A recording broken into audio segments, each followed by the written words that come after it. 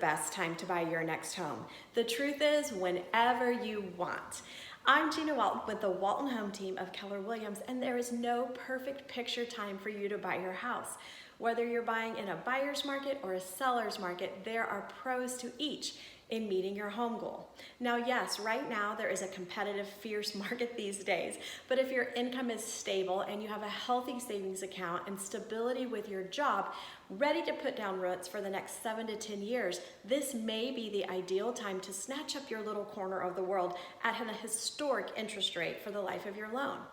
Now, of course, if you're working on paying down debt, you're still building up your savings account, you're not sure about the stability of your job, maybe it's time to hold tight and carry on a little bit longer.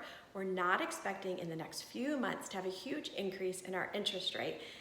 If you're curious on how the interest rate will impact the purchase of your home, or you're just ready to move on right now, then let's sit down and see if this is your perfect time. Would love to chat. I'm here to listen and serve, whichever you decide, whether now or later is the best time for you. We look forward to the opportunity in having that conversation to answer all your questions and see if this is the right timing.